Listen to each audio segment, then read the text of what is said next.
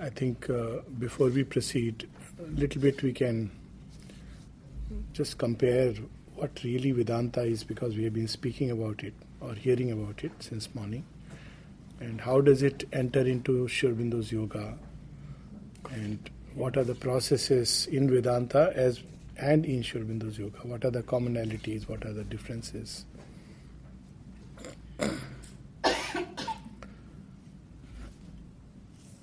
In fact, the canto Secret Knowledge refers to Vedantic knowledge, because it's the knowledge which is secret, which cannot be achieved by any sensory or mental process. This is the basic fundamental thing about it, that you cannot arrive at it by the senses, you cannot arrive at it by processes of analysis. There has to be another way. So that other way is basically the emergence of intuition, which is latent in everybody, and the more it comes to the surface, the more it leads us. This is the guide, not the mental processes. And a whole lot of effort is simply to quieten the mind so that intuition can emerge. So this is one part of it.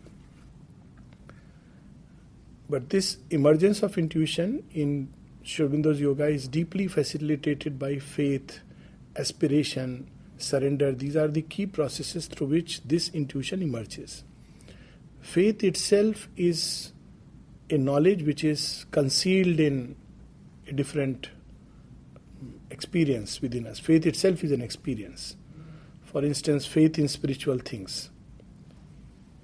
And to these things, to spiritual things, to Sri Aurobindo's yoga, to the path, process, we give a certain form and structure by the mind, because it's a natural way that the mind picks up a truth and gives its own form and structure.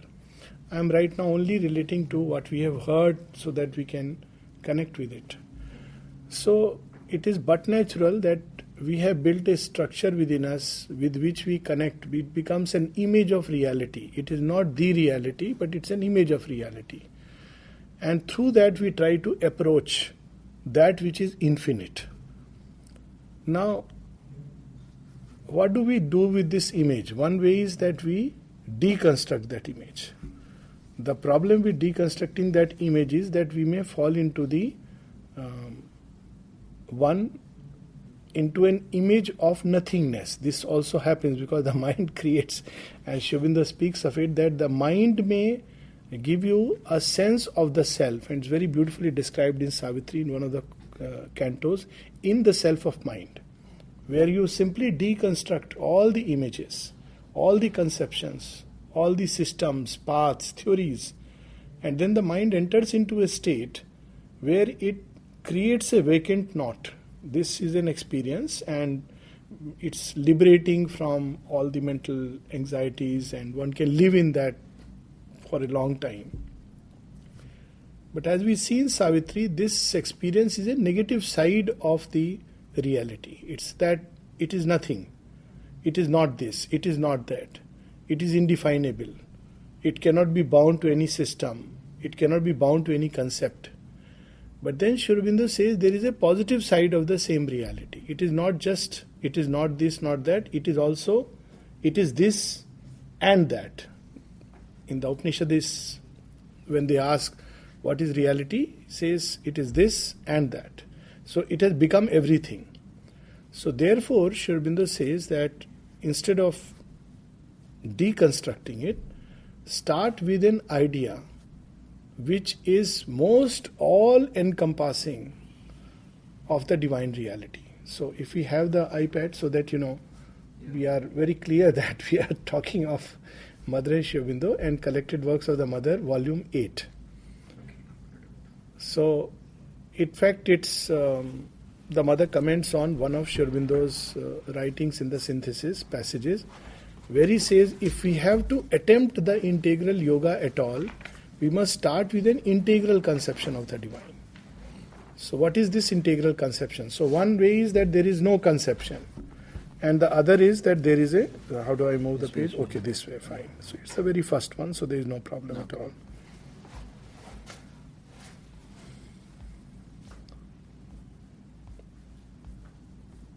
So instead of, all our conceptions, divine is this, divine is that, mother says so, mother means this, these are all conceptions.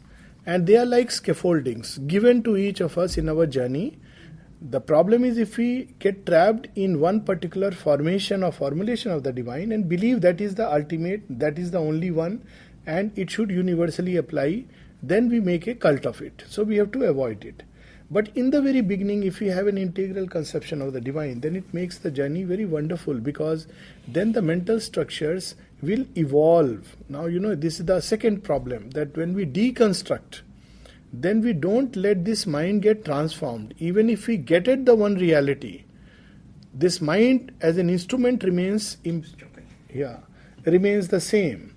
So that's why, because the whole aim is transformation, Sri Aurobindo, particularly in his commentaries on the East Upanishad, he says instead of doing that, you continue to let the mind grow wider and supple, push the limits of your understanding till eventually it goes into an infinity.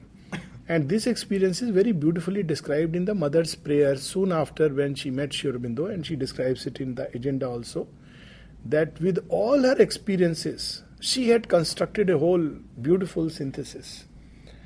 And this is not by the mind, this is with all the experiences that she had. So when she sits at the feet of Sri Aurobindo, all these constructions gradually vanish. Now you see, this is a very beautiful thing. There are many hints and suggestions in it. And then she says, then after a while, something new began to take its place, which was far more supple, wide and plastic.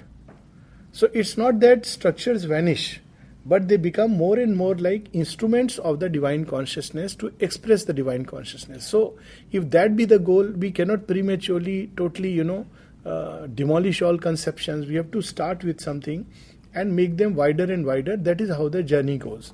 It was in prayers and meditation. It's in prayers and meditation as well as in agenda. So in prayers and meditation on April 1st, she says that, I have become like a newborn child who has no karma, no concepts, nothing.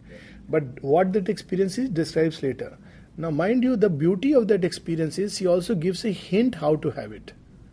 See, the mother is a yogini of yoginis, and she has experienced every possible thing upon earth. But isn't it amazing that the mother says that I had not experienced, or I had not known how to silence the mind. The mind still is weaving. It's very amazing. Now this is because, when we think about mental silence, we think that the surface noises will straight away cease. But actually it is to enter into a zone which is deep within while the surface movements are going on. This also yogis experience, which is a very strange thing. But it is not the ultimate truth. You have to quieten that. So she gets it simply by the act of sitting at the feet of Sri Aurobindo. So when I read this, I said, this is a wonderful way. Instead of trying to fight one part of the mind with another part, there is another way that by simply sitting at the feet of Sri Aurobindo, this whole process can be activated. To Richard at the same time. Yes, he was talking to Sri Aurobindo, and they were both engaged in discussion. And she says, I knew all this. She says that. I knew all that they are discussing, but I was not interested in it. So she simply sits and she says, all these structures vanished, but then the beauty is that vanishing is not the completion.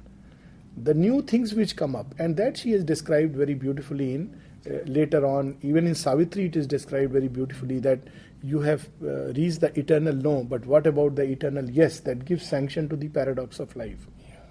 So here I'll just read this passage which relates to how these concepts which are useful at one stage can come in the way, and what are the problems, what are the limitations, and how we can really go further. So to start with, Sri Aurobindo reveals to us in Synthesis of Yoga, if we are to attempt an integral yoga, it will be as well to start with an idea of the divine that is itself integral. So Sri Aurobindo is not telling us that you start with a blank, but Sri Aurobindo is telling us start with an idea of the divine, and that idea, as wide an idea it is, the better it is. There should be an aspiration in the heart wide enough for a realization without any narrow limits. Not only should we avoid a sectarian religious outlook. Now, you see, this is where the catch comes. Not only should we avoid a sectarian religious outlook, but also all one-sided philosophical conceptions which try to shut up the ineffable in a restricting mental formula. So these, philosophical conceptions, Vedanta creates philosophical conceptions of the divine. And even that becomes a one-sided approach because, we are approaching through a process of the mind, but we are shutting the heart. So you will see in a typical, for instance, Vipassana retreat, which is drawn from, Vedanta and given this term, that you have to, this heart, its feeling for the divine, all this is not something which is encouraged. You have to keep it aside. Now why? Because it's through the mind that we are approaching to transcend the mind. Now in that case, when we find the reality, it is an impersonal reality. It is not, the reality that Shivendra is speaking about, where the heart also finds its own beatitude and its divine beloved, where the will also discovers the will that has gone into the cosmos. So we have to be clear that the more integral the approach to the divine, the better it is. So this is what Aurobindo says, that not only one-sided religious outlook, but also one-sided philosophical conceptions. So the question somebody asks, Mother, Sweet Mother, what does Aurobindo mean by an integral idea of the divine? Mother's answer: everyone forms an idea of the divine for himself, according to his personal taste, his possibilities of understanding, his mental preferences, and even his desires. People form the idea of the divine they want, the divine they wish to meet, and so naturally they limit their realization considerably. So based on the starting point, I will arrive at the end point. This is the interesting part, that even if I turn to Mother, now if I start with Mother is somebody who is there to fulfill my desires. So at the end of the journey, if I am not destined to go further, or if the aspiration doesn't widen itself, I'll reach a point where Mother will give me whatever I need, and I am very happy with it, and I say it is Mother's grace. But I will not arrive at anything deeper and higher. So here Mother makes it very clear that this limits the realization. Not that we cannot proceed. We have to proceed with some idea, some conception. But as is the conception and the idea, so will be the force of realization.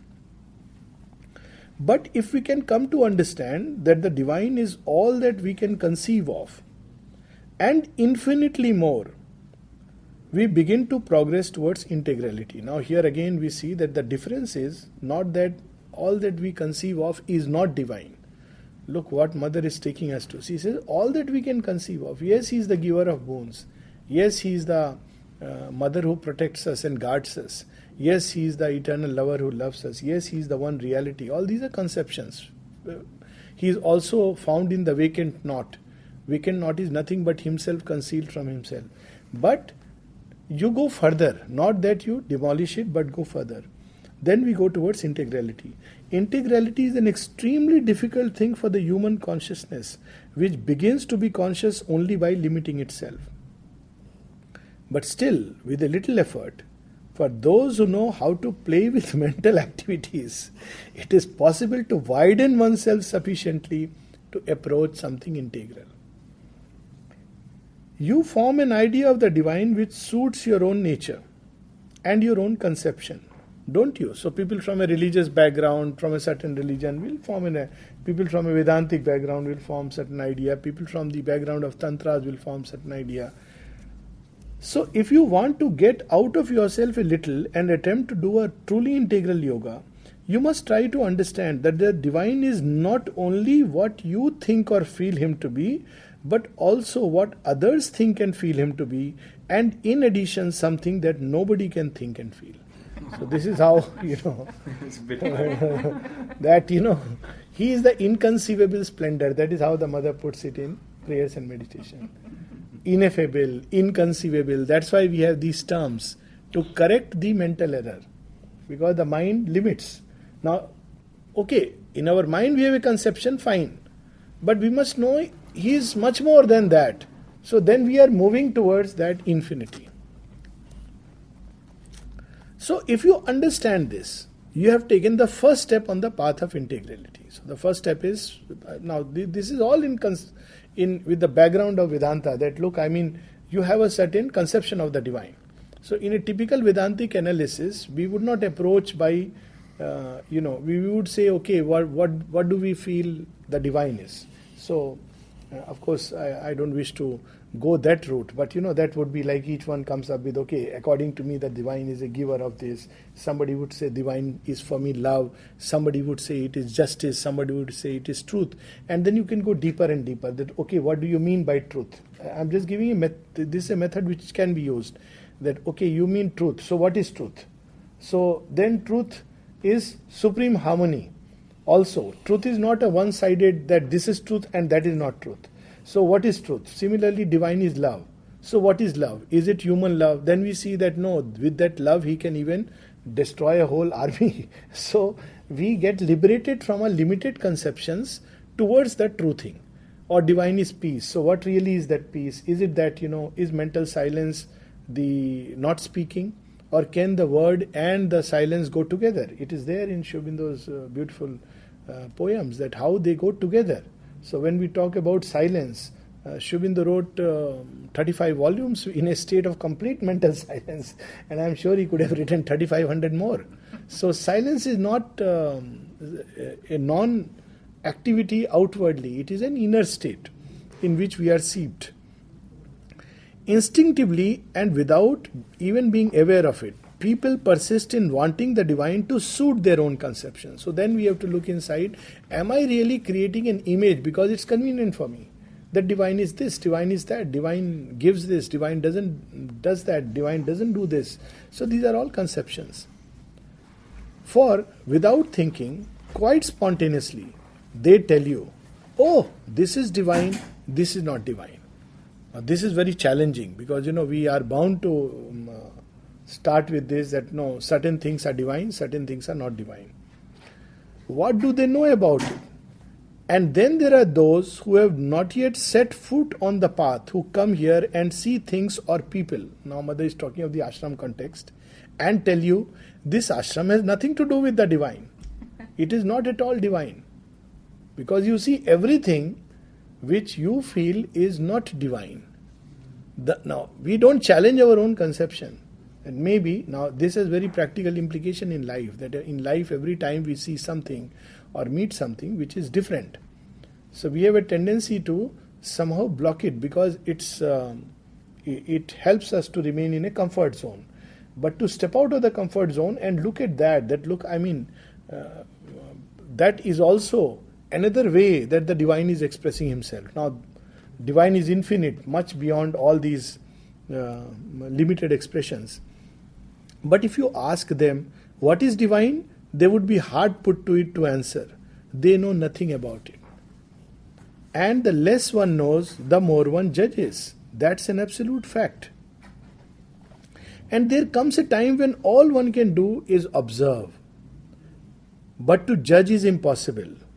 One can see things, see them as they are, in their relations and in their place, with an awareness of the difference between the place they now are in and the one they might to occupy. Now this is important because if everything is divine and even whatever doesn't exist is also divine, then it puts us in a very difficult situation. So what to do? So Mother says, in that case, just observe, and you have to see that everything is divine, but you have to place it in the right context. So, I think in New Jersey we were talking about Rith. So that's where Rith comes in. That if you say that, okay, this process is leading towards the one reality, yes, it is leading towards one. Nobody can deny it.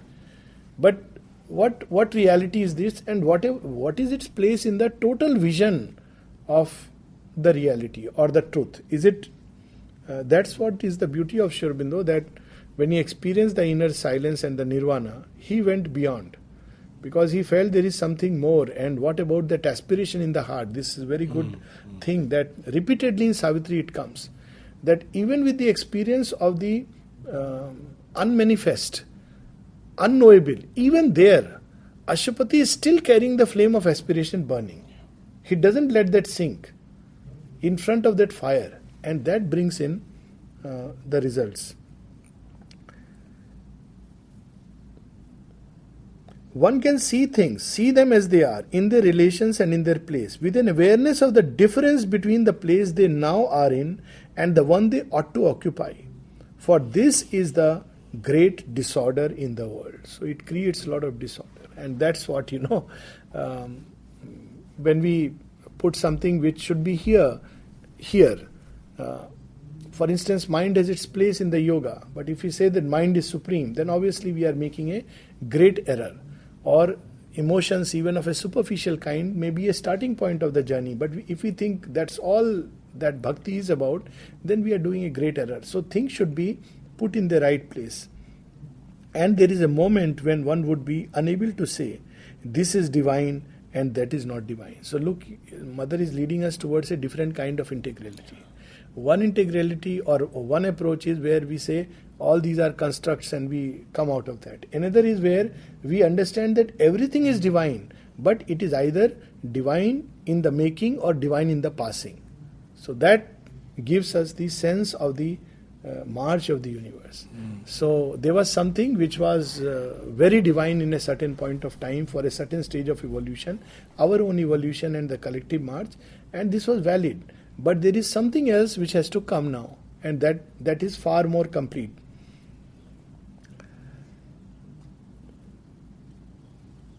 For a time comes when one sees the whole universe in so total and comprehensive a way that, to tell the truth, it is impossible to take away anything from it without disturbing everything. So everything has its own place. And this is where Aurobindo liberates us and yet keeps us beautifully engaged with the world. Because there is a kind of liberation from the world and ignorance where we are no more engaged with that field. But there is another approach where he keeps us engaged, and that's where it draws from the path of the Gita. And one or two steps further yet, and one knows with certainty that what shocks us as a contradiction of the divine is quite simply something not in its proper place.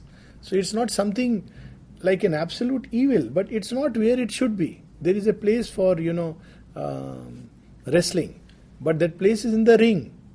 You can't, make a temple ground a wrestling place. So if you do that, then that creates evil. There is a place for everything. That's why in Tantra you have these three levels. There is a place of approaching that reality even as an animal. It is called as Pashubhav. Then there is a place of approaching that reality as a human being. Then there is a place for approaching that reality as a divine being, as a God. So, each of them has its own.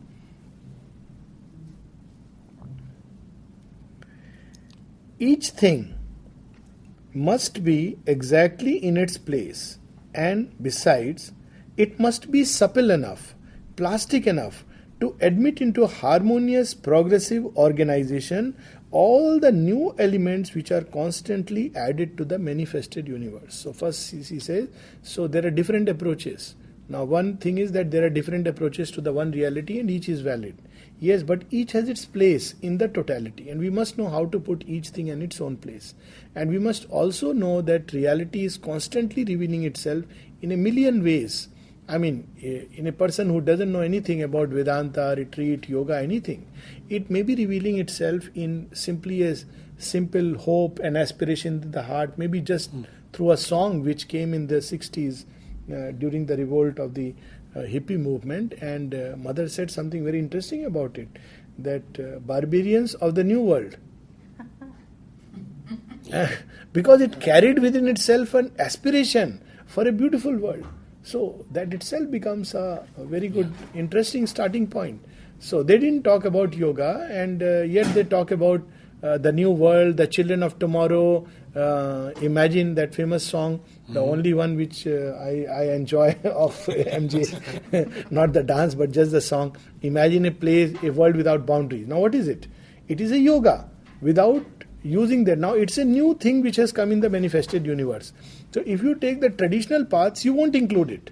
No, this is not the way. because there is no aspiration. This is a concept. This is not, you try to, go inside. But here is yoga coming through another door, absolutely. Or as you were mentioning so beautifully about a new music. There are people who are not knowing about yoga, but they want to bring a new music. They are simply wanting to create something new and beautiful. So many new things are coming in the manifested universe, and we cannot cut them off. That has nothing to do with the divine, and fix the divine into some traditional old paths, which are, as Aurobindo says, macadamized and fully beaten tracks, that this is the way you do it. No, there are many new things, dance forms, art forms, management forms. Divine is going to express himself in countless ways, in forms of healing. So she says, keep yourself open, that divinity is entering through so many doors. Somebody asked Aurobindo, in Supermind, what activities will not be there? So Aurobindo asked, cooking for instance? He said, no, I didn't mean that way. He said, why not? Everything will be there. Even cooking in the supramental state. So, and if we really look at, Vedanta is derived from what we call today specialized path.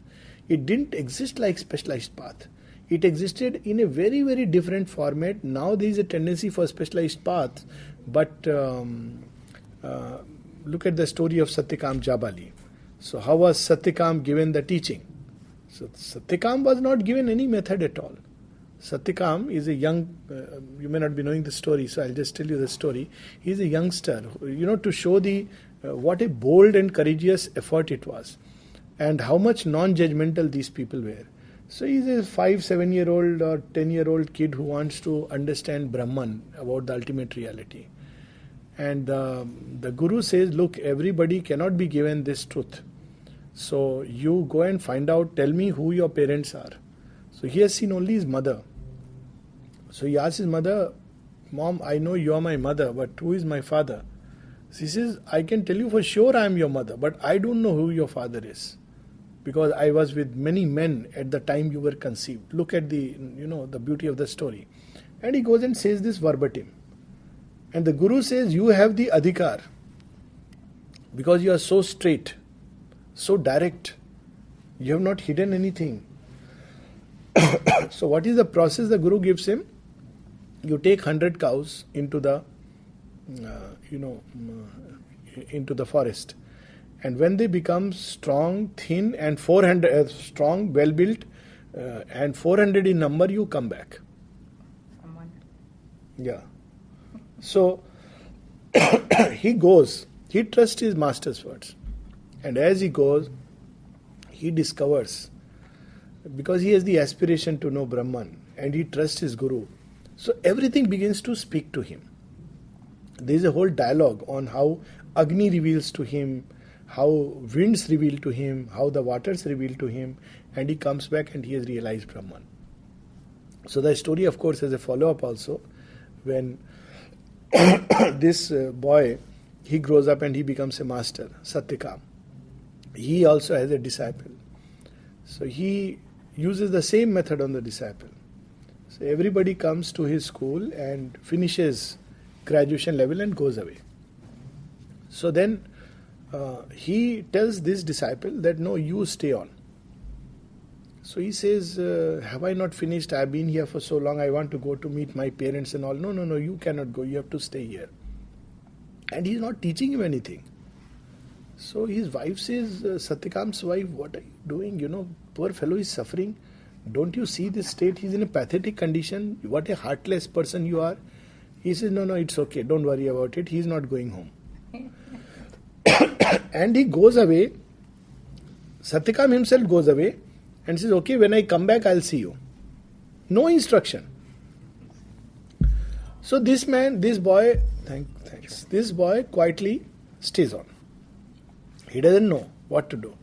Now he is thrown in a situation where on one side there is a seeking. On the other side, he has this, okay, my course is over, what am I doing here? I need to go back. He has to struggle between the two.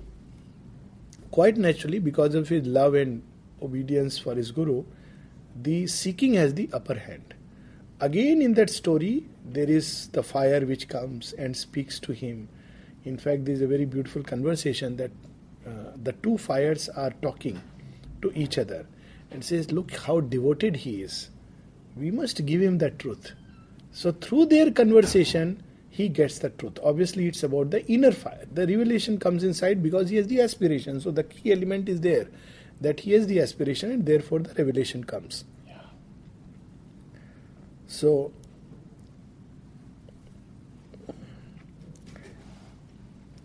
the universe is in a perpetual movement of inner reorganization, and at the same time it is growing larger, so to say, becoming more and more complex, more and more complete, more and more integral, and this indefinitely. So she is teaching us a way where we embrace everything in the sense of the divinity, which is a very, very bold path. We'll read those lines in Savitri. Very, very bold and wide path. It's almost like Sri Krishna giving that Mahavakya, that you are full of fears, full of all kinds of conceptions, full of this is right, this is wrong. And instead, Sarva Dharman Parityaja Mamekam Sharanam Braja, take refuge in me and go through the journey of life. And as gradually new elements manifest, the whole organization has to be remade on a new basis, so that there is not a second when everything is not in perpetual movement. But if the movement is in accordance with the divine order, it is harmonious. So perfectly harmonious that it is hardly perceptible, it is difficult to see it. Which means again that every time new things will come and we have to use that experience as a catalyst for inner growth. So this was another issue which was raised about inner and outer. Actually, at every moment the two are coexisting. There is a very nice story about it, that the difference between a true master and so there was a great master known for his archery skills, and then one young boy, when he grows up, he says, I must be as good as the master, and he practices and he can do everything that the great master can do. So he challenges him to a duel. He says, look, I have mastered the art. He says, well, I agree, you have mastered, so nothing. No, I want to prove that I am a greater master. He says, why you have to prove? I take it that you are a greater master. That's the end of the story. He says, no, I have to prove it before everybody. So at much insistence, the villagers come and the master says, okay, you try whatever you have to try. So he shoots and asks the master, can you do it? Master says, fine. So master also does it. He doesn't know now what to do. At least they are equal. So master says, okay, now come. Let's, since we have come so far, let's make one last test.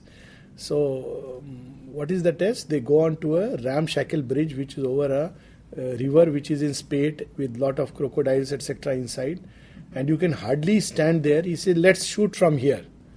Now the beauty of that is that you cannot shoot from there unless you have conquered your fear. So he says that is the real crux of the matter, because that mastery and the outer mastery go together. If you have conquered your fear, you are a better master. Whatever externally you are doing, you will be even better. That's why in Gita there is a very interesting phrase, yoga karmasu kaushlam. So Sri Aurobindo elaborates upon this, that yoga is skill in works. So seen superficially it would mean, well, if I do my job well, I am doing yoga. A lot of people take it like that. And Sri Aurobindo says, in that case, somebody who is a thief, but a very skilled thief, so he is doing yoga. And it will be right. So Sri Aurobindo says, no, it is not in that sense. But when the inner being is quiet, then action spontaneously emerges and flows with a divine rhythm. That is kaushal in karma. Because it's no more your action. It's no more you doing something. But it is the doer, the sole doer in the universe is doing through the instrumentality which you ignorantly call as yourself. This is a state towards which this can lead us completely, and it's very beautifully described in one of Sri Aurobindo's essays, The Delight of Works.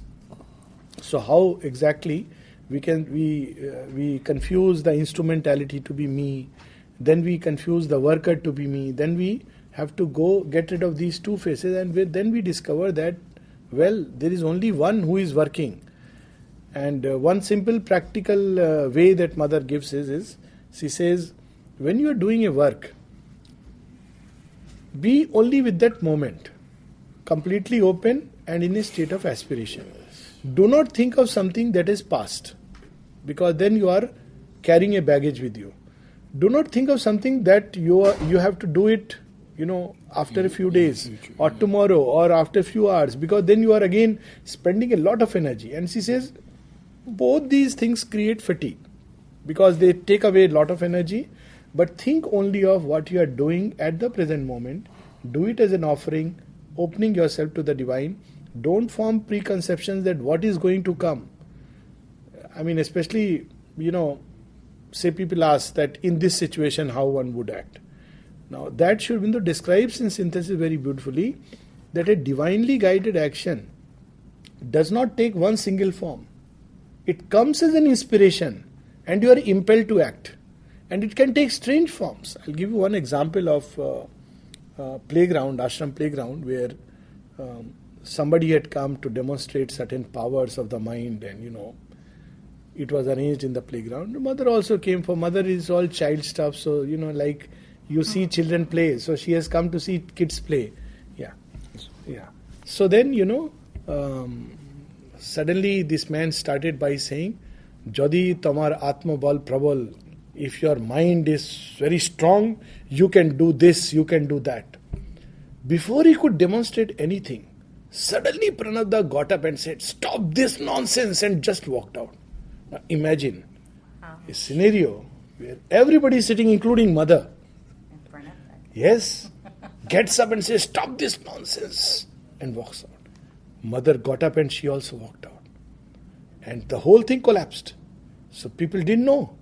So they asked mother. He said, yes, he was right. He foresaw what is going to happen. And he was moved to, at that point of time, do something which was so outlandish. We cannot even imagine that such an inspired action can take place. And this action had the seal and stamp of the mother. So, we cannot say ki this was wrong action or this is a very human way of doing it, it's a crude way of doing it. So divinely inspired action, when the consciousness is surrendered and quiet, then action will emerge in us. But if we are trying to mentally, what shall I do, what I shouldn't do in a given situation, then we are interfering with the action of the divine within us. So here is, Tell that story about the famous lawyer in the ashram who had the argument with Prithvi Singh. No, I don't know this particular, or maybe this is very, very much very important, because Mother told something that was so extraordinary. This lawyer had done tremendous work for Mother in the ashram. He was doing all kinds of things for her. And one day he had an altercation with Prithvi Singh. And Prithvi Singh said, you are wrong. He couldn't take it. And he wrote to Mother, he said, I'm leaving the ashram. And all that good work that he had done, he left the ashram. And they went to Mother and said, Mother, couldn't you have done something? To, at least to stop to stop him from going, to be a little more gentle on him. Mother said, yes, I could have done it, but it would not have been good for his progress. So you see, even in terms of action, one can be so unconditioned.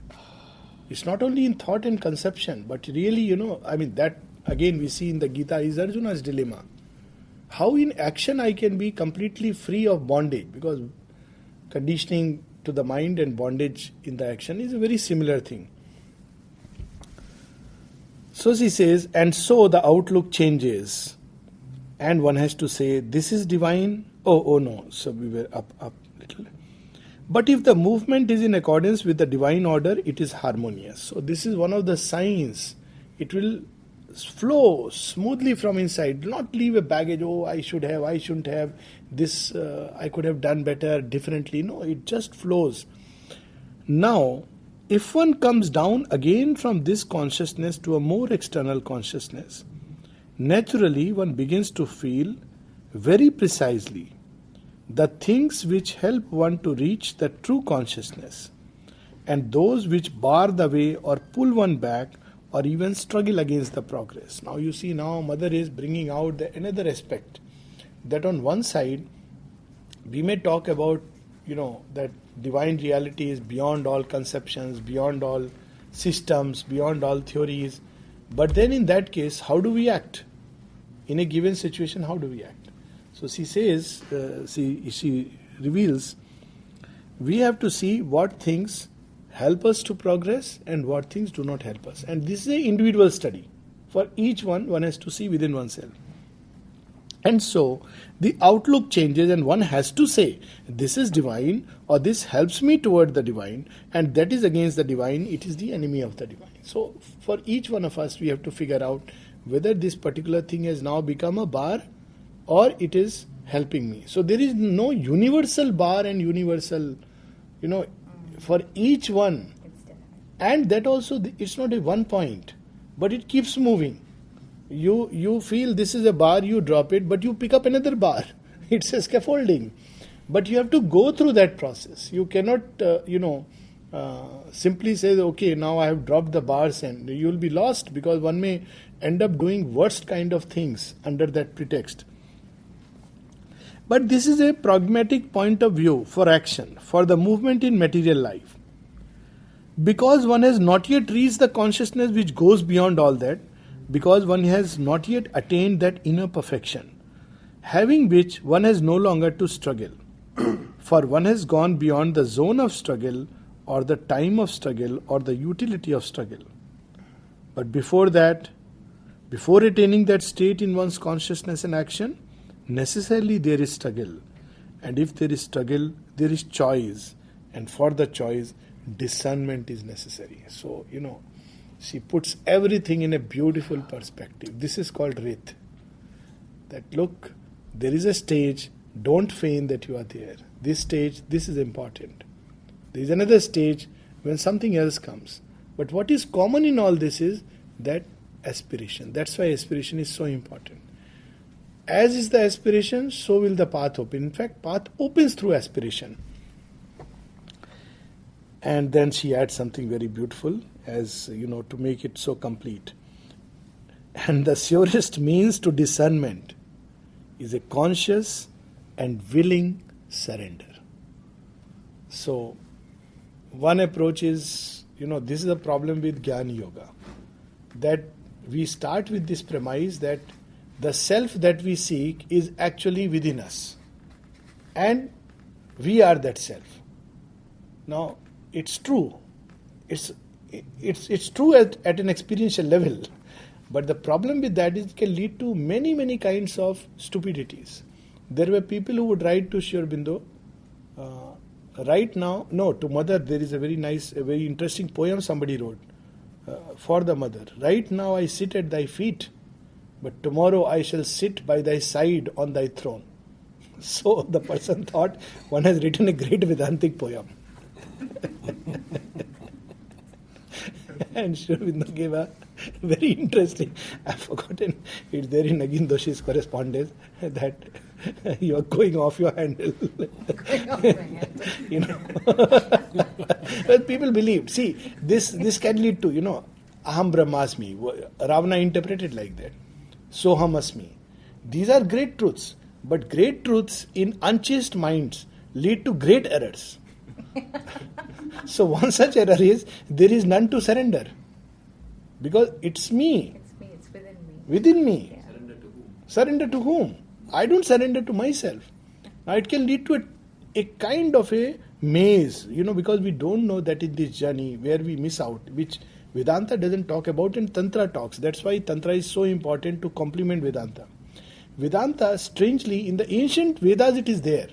But then what Upanishads did, to little bit reconnect with, New Jersey, Upanishads took away a lot of things which were in the Vedas and just gave the essential part. That's why, all these methods talk about Vedanta. Because it's so nice. Vedanta will not talk about play of forces. Vedanta will not say, Indra, you are obstructing my journey and now you are letting me go. It will not talk about Valas, Pani, Vritras. It will not talk about that at all. It just gives a formula, a very liberating truth, that all this is for the habitation of the Lord, which is wonderful. But Upanishads are already presuming that a person is standing on a great pedestal. And Sri Aurobindo says that Upanishadic verses already take it that the human mind is ready for this kind of a truth. But the real journey as it unfolds in the Veda, that there are forces which can put you in a spin. That's why Tantra comes in. There are forces which will use every concept to give a spin. It's interesting. So you say that divine is beyond everything, it will give a spin to that. And at one point Sri Aurobindo says, can these forces mimic, create or imitate for you the experience of Satchidananda? He said yes. Because we don't know what is Satchidananda. So this even, in fact he says, don't seek after experiences. Immediately they will create. When mother was asked about Kundalini. So this seeking about experience is a ego. It's not surrender. I want to see what is that experience of the one.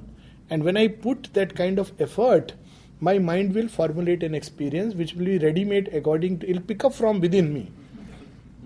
Pick up from all the books that I have claimed that I have forgotten and dropped. But they are there in the subconscious nature.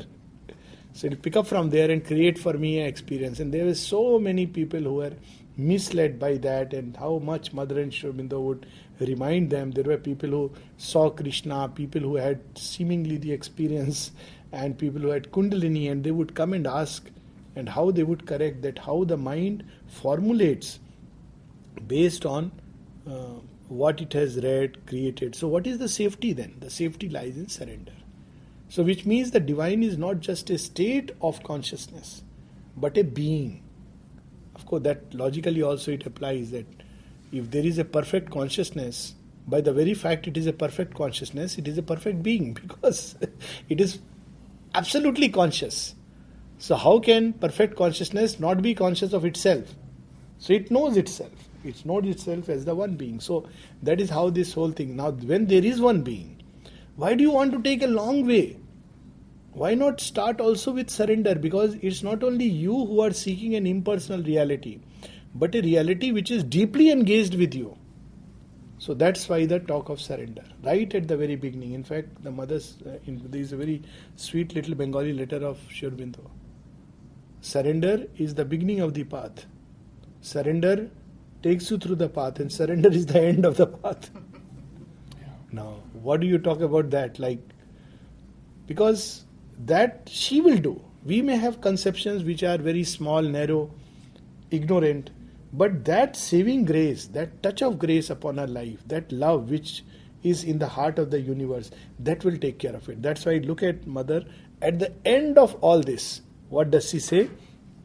And the surest means to discernment is a conscious and willing surrender, as complete as possible, to the divine will and guidance.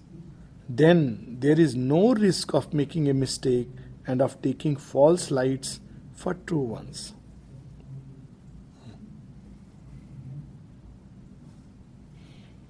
So we can now we can have some more questions. I thought we'll take it like this, maybe read some passage just to have a different format. We'll have a break now because the other guys will finish in 2-3 minutes. 3:30 I think. Yeah, but still if there is something quick, yeah. Alok, can you say of some... Because they are going to break off and come here, so we can just continue our tea. I'm just saying that planning-wise, we should plan anticipate that it's the next session. Can you say a few words about the usage of the word Vedanta in Sri Aurobindo's language and what it has come to mean today? Right.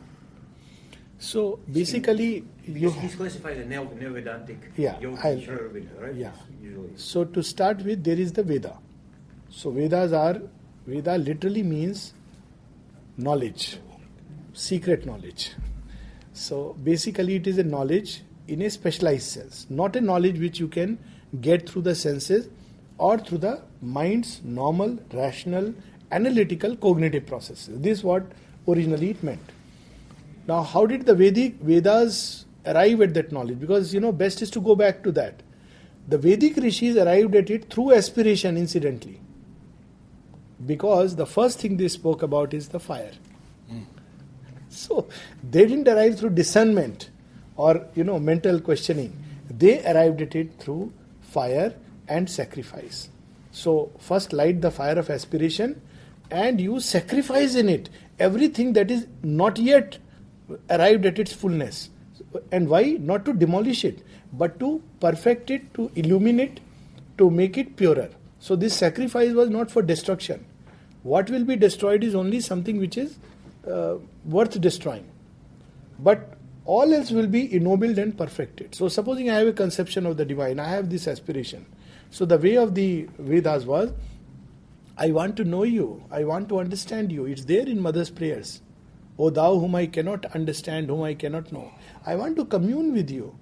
But I do not know how. I have not read any book. I just carry this aspiration in my heart. And I have these concepts in my mind which I can't get rid of. My mind is a chatter box. So when I offer it inwardly to the divine, then slowly she will take out all that is beautiful in it and start ennobling it and remove all that is. Now this cannot be done in a day, 2 days, 10 days. It's a persistent process. So this is the original path of the Vedas, in which there are forces that obstruct, forces that help. So it's a journey. The Vedic rishis were warriors.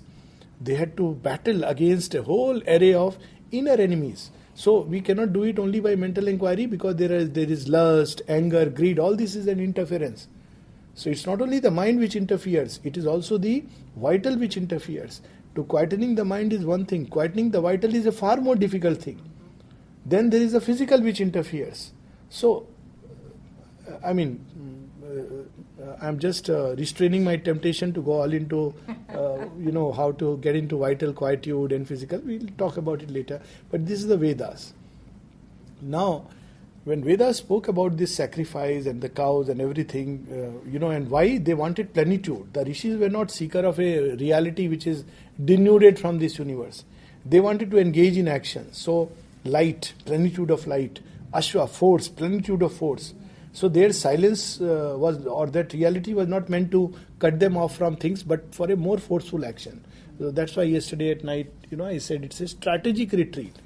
Not a retreat for simply, getting into an inner state, but a retreat which helps us to advance further.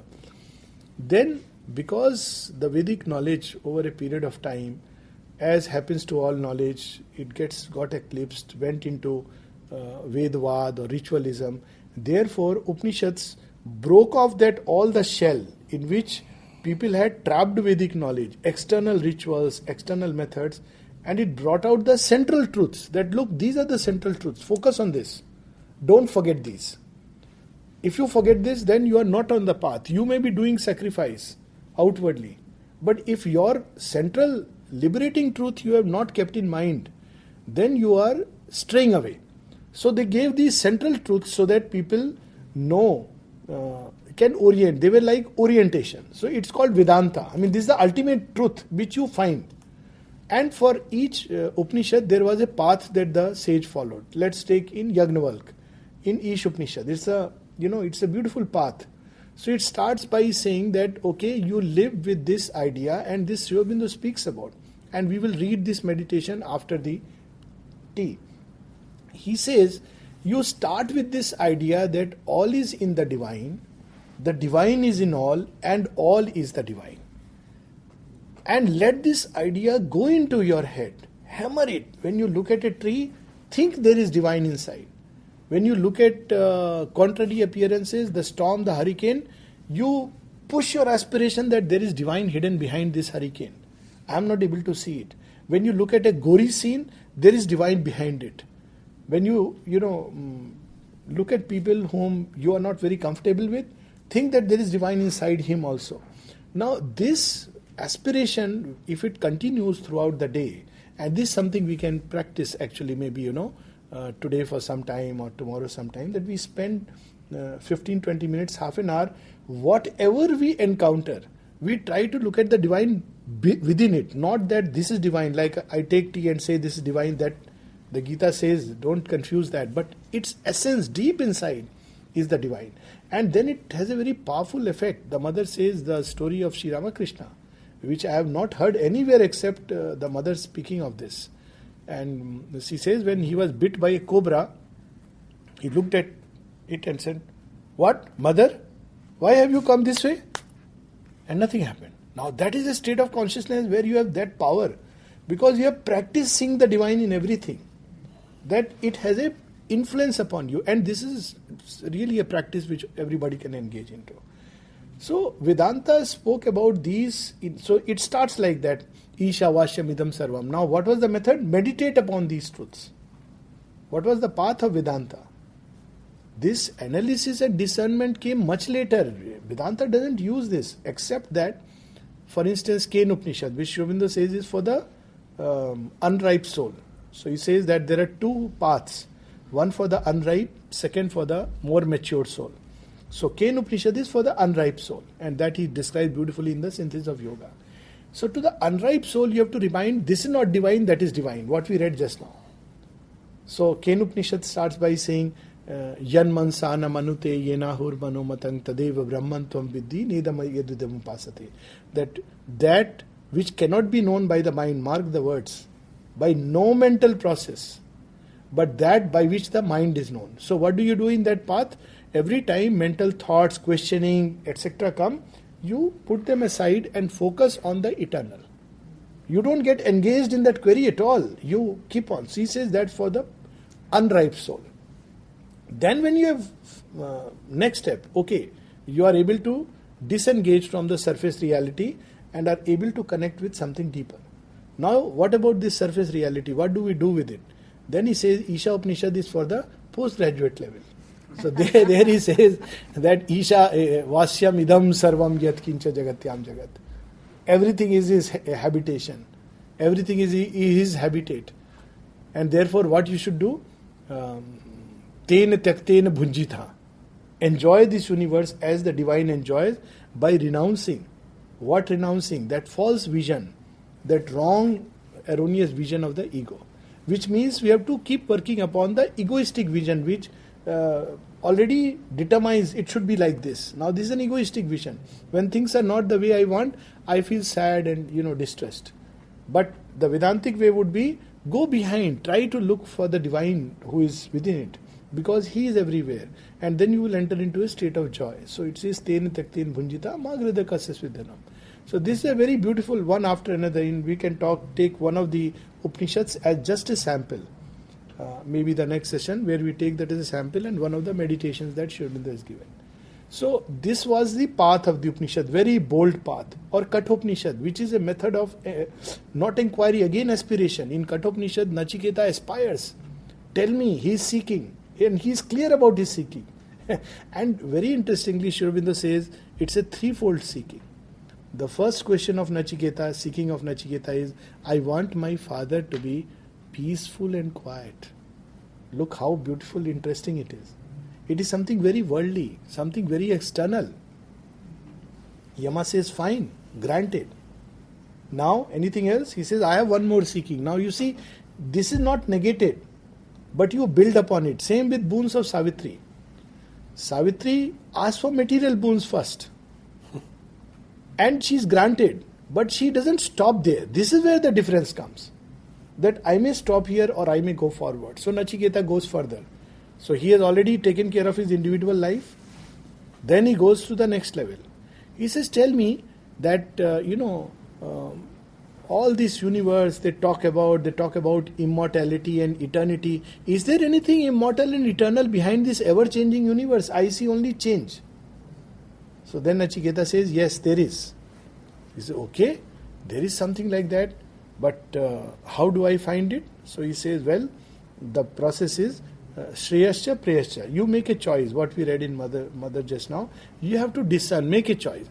Do you want the temporal or do you want the eternal? Same thing like Ken Upanishad. You want this or you want the eternal. Then a time comes when we persist in this activity, then slowly the sense of the eternal will begin to emerge inside us. He says, now you are satisfied? He says, no. Because he has to go to the next level. This is about the cosmic presence of the divine behind the temporal things. So there the third status is transcendental. He says, some say that after death the person exists and some say he does not. So What is your view about it? So Yama wants to avoid this question because this will give away his own secret. Yeah. Because cosmic management, death has a place. But transcendent is, he stops there. But he knows the secret. He has the key. So he said, no, don't ask me this question. I'll give you this, that. But he has already known that what he wants. He said, no, I don't want. You give me that, if you know it. So he said, no, even the gods don't know it. Again he is telling that, it's a secret which only human beings can ask for because they have a psychic being. Gods don't know it. They are not evolutionary. They know only that they are fixed to their plane. But what is beyond them, they don't know. That's what the story of Shiva and Brahma Vishnu goes, that, find out where is the end. They can't find the end. So then the next level is that he says, okay, since you are asking me, I'll tell you. What is the method? He says, look into your heart there at the center. Angusht Matra Purusha. That is where you will find this secret. You are seeking it. At the heart there is Aditi.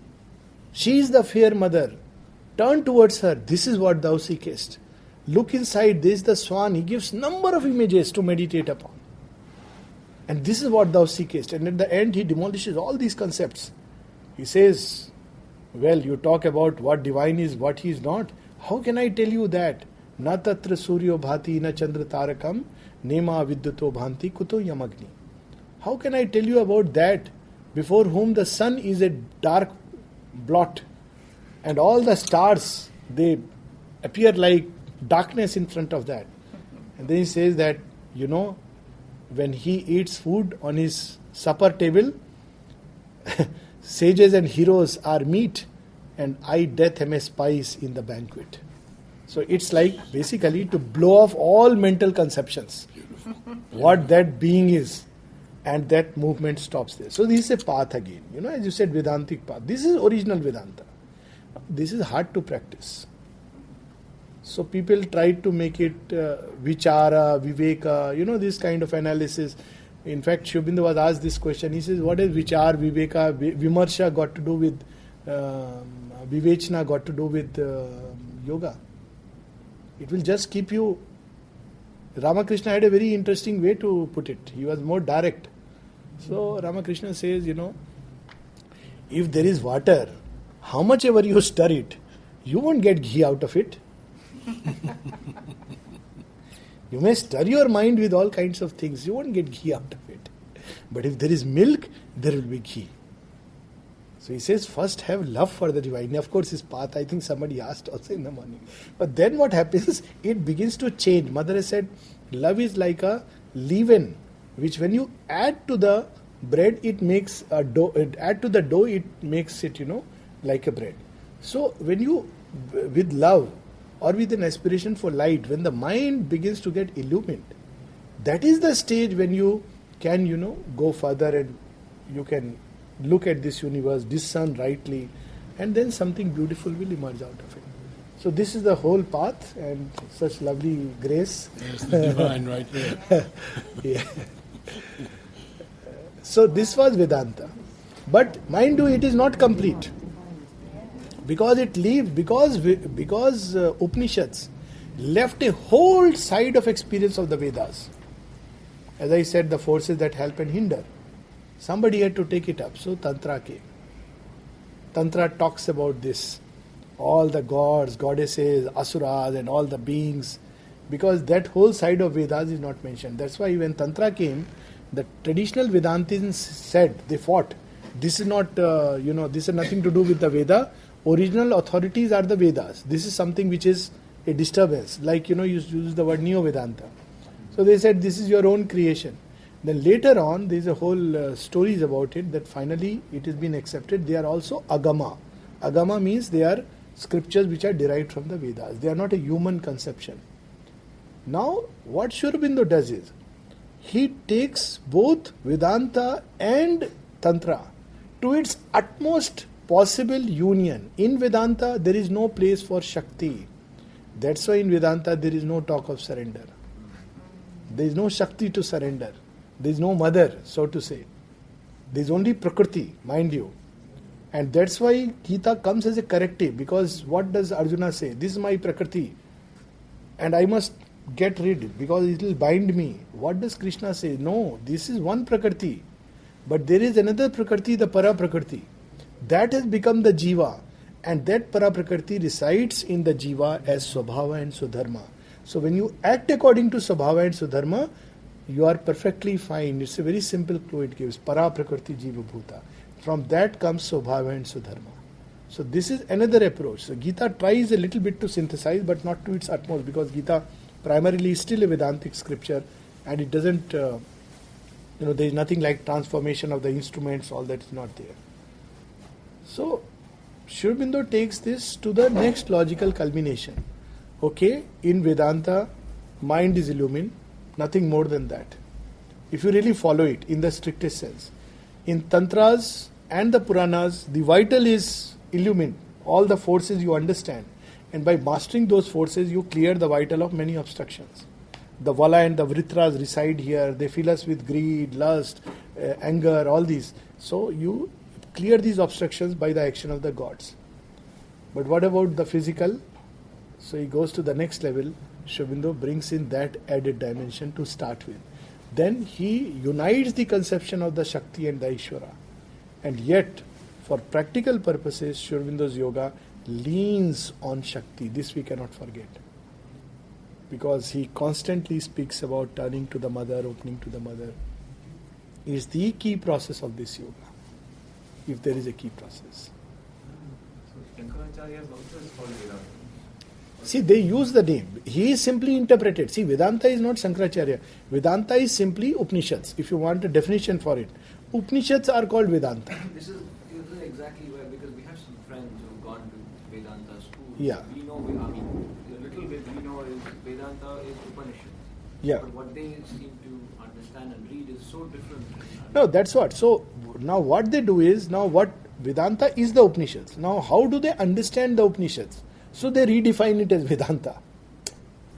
So that's where the problem lies. So every school is having its own Vedantic understanding. But it's actually an interpretation of the Upanishads which they call as Vedanta.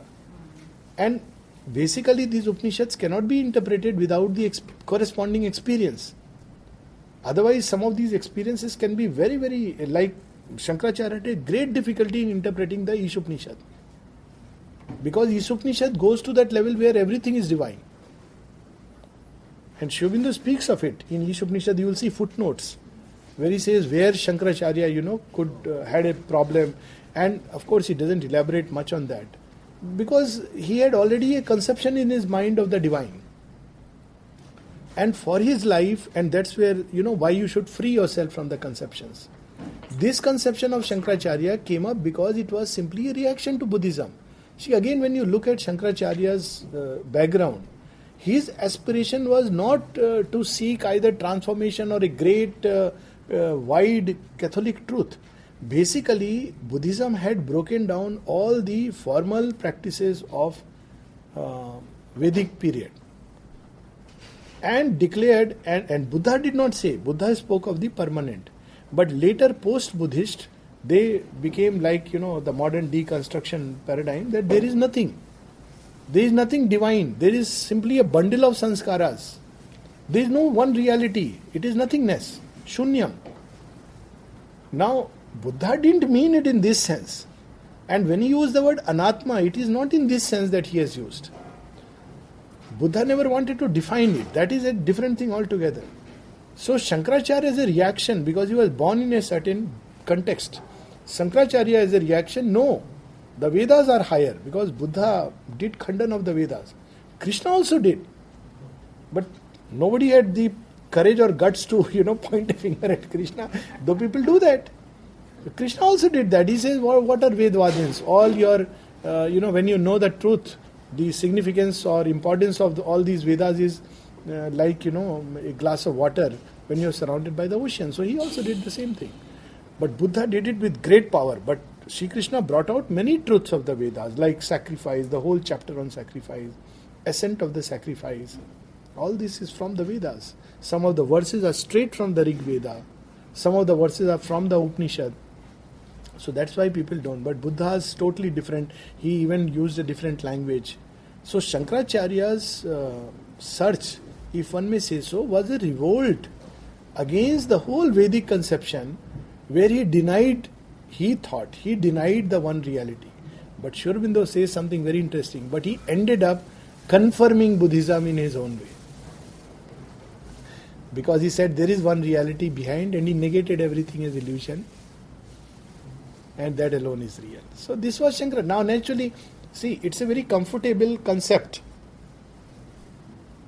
Like, all this is simply a bundle of sanskaras, it is a movement, don't engage yourself with it. This practice is easier to handle, because you don't have to be conscious of everything that is happening. There is no issue about action, simply discard it. Now to discard it, they went through a two-stage process. Engage only in those actions which are endorsed by the Shastra. That's how Shankaracharya went.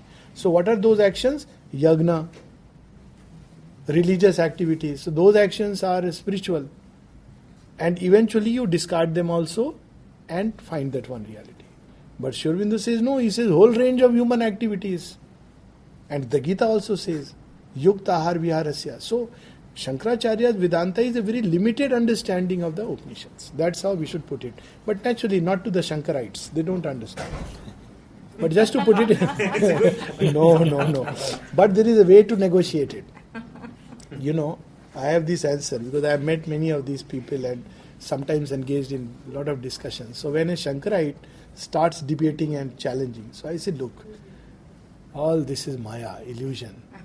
Sri Aurobindo has this aphorism, God laughed thrice at Shankara. You have read it? Yes. First, when he interpreted the Isha Upanishad. Only Sri Aurobindo Could have done it. Then when he went around the four corners of the world, claiming that the world is unreal.